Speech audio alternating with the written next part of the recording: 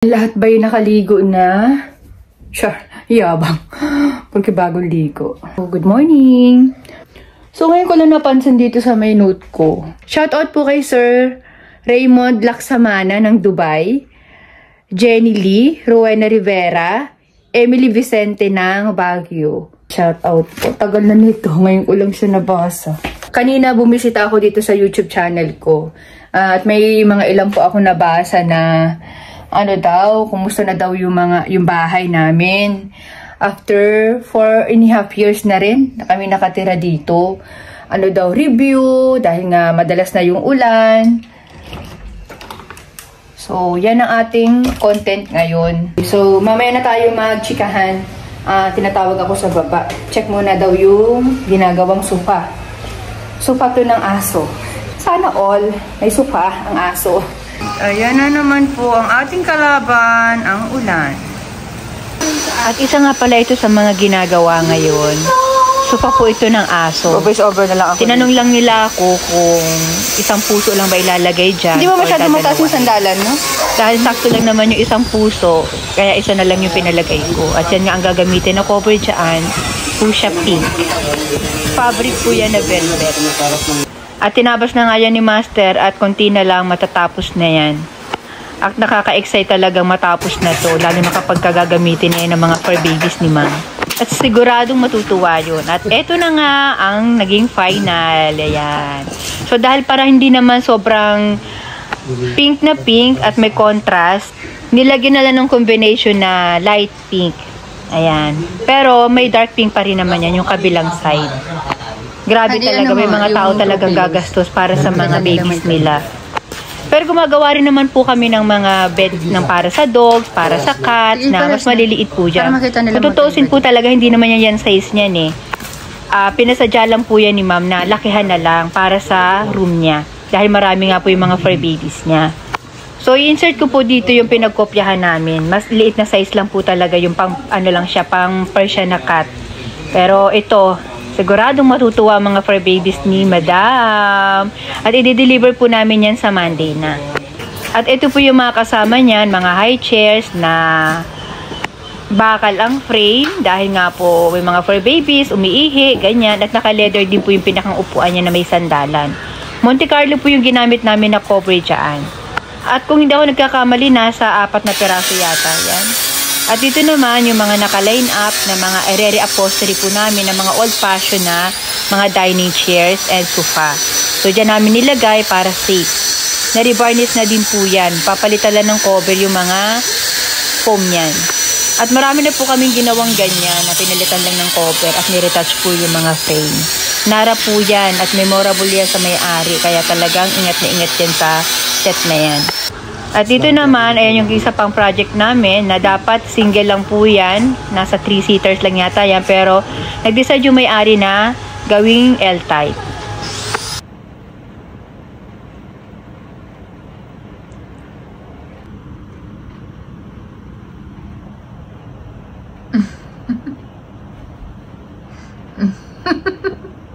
Ano bang sinabi ko kaninang umaga? Yun nga, marami po sa inyo nagtatanong ulit na kumusta na daw, ganyan.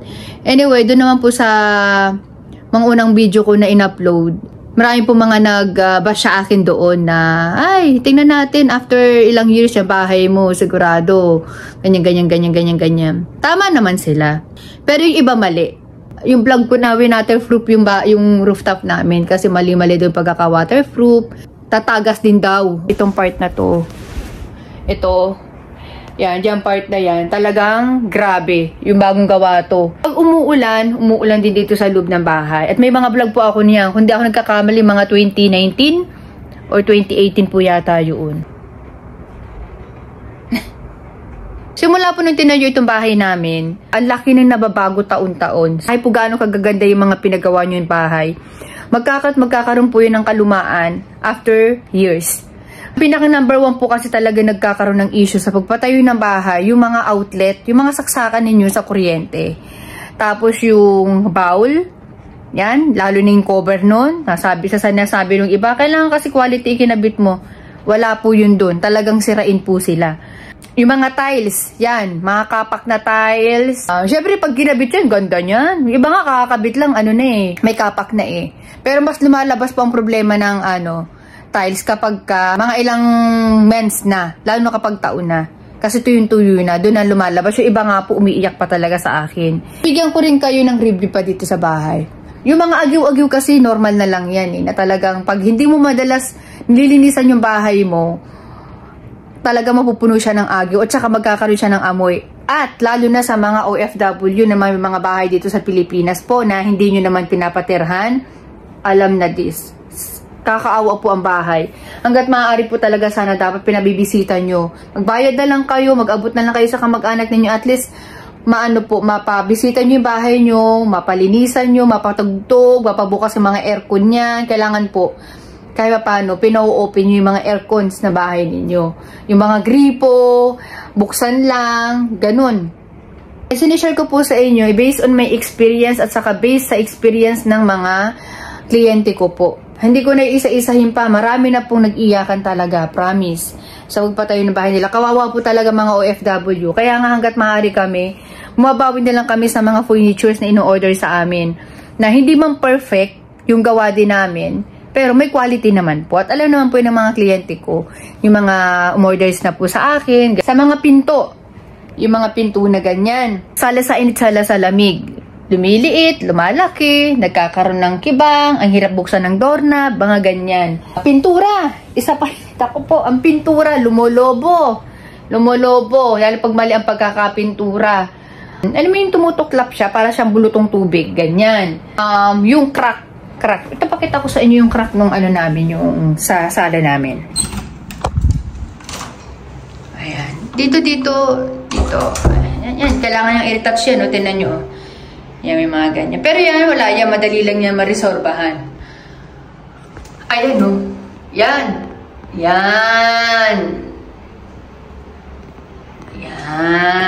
It's normal. Hindi lang po sa akin nangyari yan. Yung baka mas malala pa po dyan. So, yan. Kaya yung may mga bahay na may mga naka-PVC, hindi nila makikita yan. Kasi, natatakpan po. At ayan din ang plano ko dyan, para kaya paano hindi masagwan tingnan. Saka, ayan, tinan nyo. Yan. May magsasabi na naman dyan, dapat kasi may engineer ka, may architect ka, wala po yan sa ganyan. Nasa tao mismong gumagawa po yan. Okay? Huwag niyo po akong bidahan na may architect o may engineer ang mga pinapagawa niyong bahay kasi wala po yan sa ganyan. Inulit-ulit ko po yan sa inyo. Okay? Ako concerned lang po ako dahil alam ko po yung iba nga po dyan sa inyo, milyon ang ginagastos sa bahay. Saka, sa ngayon kasi talaga milyon ang usapan sa pagpatayo sa bahay eh. Sa mahal ng materyales. So, yan. So, yan ang mga dapat namin i-retouch dito sa bahay. Diba? Yan. Tapos, ito. Yan, Yan. Ganyan. Meron pa yan. Dito mas mahaba. Baka nabibitin kayo eh. Yan. Simula doon hanggang dito. Okay. Buksan natin ang ilaw. Okay. So matagal-tagal na akong hindi nakagawa ng ganitong video eh. So, ganyan sa taas. Tinan mo dito. I-zoom ko ha. Yan. Kaya kung mahina-hina ka, pauutas ka sa konsumisyon, sa stress, kapag dinibdib mo yung mga ganitong pangyayari sa bahay mo. Yung ganito ang bahay mo, huwag mong kadibdibin, may likod ka pa. Ganyan. Hindi ka lang nag-iisa. Kaya ang masasabi ko po sa mga nagpapagawa ng bahay, maging alerto po kayo. Anyway, kahit na maging alerto kayo, kung wala po kayo dito sa Pilipinas, ang hirap po talaga. Okay, kahit pa po kamag-anak ninyo ang nag-handle ng bahay ninyo, mahirap po. Hindi ko naman nilalahat pero, ay nako. Yung iba nga po, kinakasabot pa kami. Yan sa mga tiles. Dito naman sa tiles na kinabit sa amin, wala pa namang sira. Wala pa akong nararamdaman na kapak o anuman. Maliban lang sa mga yung ganyan, yung mga grout. Kailangan lagyan ng grout kasi kita na yung mga dugtungan. Ayan. Dapat kasi hindi ang kita. Ayun. So, marami na po akong vlog dito sa bahay namin. And ito, ilang beses itong inayos. Bumabagsak talaga. Parang relasyon na hindi maayos-ayos. Aayusin. Masisira, aayusin, masisira, ganun. Besh, baka parang relasyon mo to, besh. Ganyan. Yan. So, dito naman, sa awa ng Diyos, sa mga drawer naman na kinabit sa amin, wala naman naging problema, ayos pa din naman siyang gamitin. Ayun. So, hindi naman totally lahat, pero talagang mayroon at mayroong nagiging problema. Ito nga, mayroon ditong ano ito, ayan. Sisimula na siya, Yan, yung mga ganyan, Kaya wag maging magyabang, ha? Abangan nyo yung sa inyo. Yan. Kayo, wag kayong mapikon po sa akin sa pag-vlog ko. Mas maganda po talagang alam ninyo. Lalo ng mga nag-uumpisa pa lang dyan, nag-PM sa akin, nire-renovate na po yung bahay namin, order po kami sa inyo soon. I-focus nyo muna po yung mga bahay ninyo bago po kayo magpagawa sa amin. Dahil andito lang naman ako, PM nyo lang po ako kahit isang saglit lang. Ay, charat. Sa kwarto ni Dalaga, ang dami dyan. Dami dyang sekreto. Kaso hindi ko siya pwedeng pasukin kasi wala si Ashley ngayon Yan, ayan Yan, mga pintura na tuklap-tuklap. Yan. Yan. Yan. Okay, so yung mga drawing-drawing na yan, gawain ng pamangkin ko, madali na lang ma-resolbahan yan. Dito, dalhin ko kayo dito. Ito ang pinakamatindi talaga. Ayan. Yan mauubos na po yung mga yung semento. Ayan. Ayan. Ang sabi nila, kasi sinimentohan nyo lang sa labas, ganyan. May sahara po yan. Yan. May sahara po yung pader namin. Inayos din po namin yan. Kaya lang talagang, ewan ko ba. Yan. So, yung gagawa ng paraan niya na ma-retouch. Hindi ko alam kung anong gagawin dyan. Yan. So, dito nga nauubos na Parang pasensya mo ubos na Lalim na binacuum ko nga yan kahapon kasi ayan nga, nagbabagsakan na naman dito. Yan. Dito sa may gilid-gilid. Yan, pinag-vacuum ko yan kahapon. Yan. Tapos yung mga bintana nyo, mga madam, yan po, yung kadalasan mga bintana, kailangan yung sealant po niyan, siguradong sigurado. Yung iba po, ang ganda ng pagkakakabit, pagbabago yung pagkakagawa na bahay. Plakado yan. Nakasilat. Pero habang tumatagal po, tumitikal na yung sealant. So, ang tendency, papasukin po ng tubig ulan yung bahay ninyo. Again, hindi ko po nila lahat. Ako kasi, pag ako talaga nagawa ng review talaga. Kung bahay ko yan, at least maging aware po kayo. Ito pa ha. Ito, dami kong vlog dito sa CR na to. Dami ito. Pero ngayon, ipakikita ko ulit sa inyo. Ayan. Ito ha. Ayan Ito. Ayan. Ito. Madalas itong masira. Yan. Ilang ilang palit na to. Yan. Yan po madalas masira sa mga CR po. At ito. Aware naman siguro kayo dyan, talaga naman na reality na yung flash, madali talagang masira. Ang sinasabi nung iba, kailangan daw quality, ewan ko lang ha, hindi ko lang po sure, kasi minsan kahit quality po yung items, o yung ikakabit ninyong bowl dyan, kung ang magkakabit naman ay palpal na tao, wala din po yan. Ito pa, yung mga CR po ninyo, may amoy. May kliyente ako niyan, sabi niya, chillaxing chairs, naiinis ako yung bahay ko, ba't gano'n? Gandang-ganda na nga. Okay na sana, perfect na sana. Kaso yung CR namin lahat may amoy kapag ginagamit. Maging sa pagpa-flash, umahalimuyak. Mukhang albatros yung yung mabahong amoy dun sa CR niya. Ando rin yung nagkaroon din ng mga ng mga tagas-tagas, yung mga dugtungan. Importante po yan, yung linya ng tubig at kuryente ng bahay po ninyo. Naku, pag yan po ang nagkaroon ng problema, Diyos ko, end of the world po talaga kayo. So, itong bahay naman talaga namin, hindi pa talaga totally tapos. Kaya lang hindi na namin natuunan ng pansin or ng time. Kasi nga, syempre, nagbi-business, ang daming bayarin. Kaya medyo hindi na namin siya napukusan. Pero ang sa amin kasi nakatayo naman na. So kung gusto na namin i-retouch at may budget, pwede naman namin gawin yun. Kaya na syempre mahirap na may paganda ka ng paganda ng bahay. Tapos may obligasyon kang ibang dapat bayaran. Nakakaya yun be. So wag na muna, saka na. Maraming sablay dito sa bahay namin. Comment nyo na lang po dyan sa baba kung ano pa yung gusto nyo malaman na review na pwede kong gawin dito sa bahay o sa mga bahay ng mga kliyente ko po. Para po maging aware po kayo. Paka-arting maigi.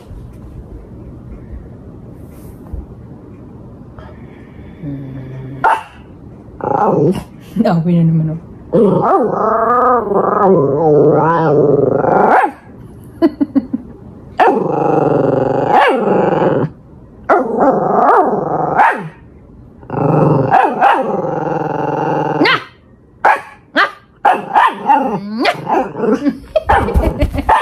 Tingnan mo, natatakpan mo na sila.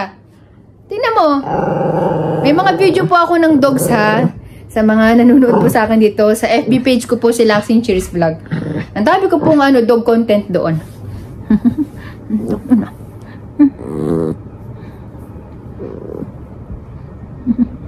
Nipigilan ako mag-vlog. Iniingay mo kasi, mama. Aw, aw, aw, aw, aw, aw. Aw, aw, aw, aw.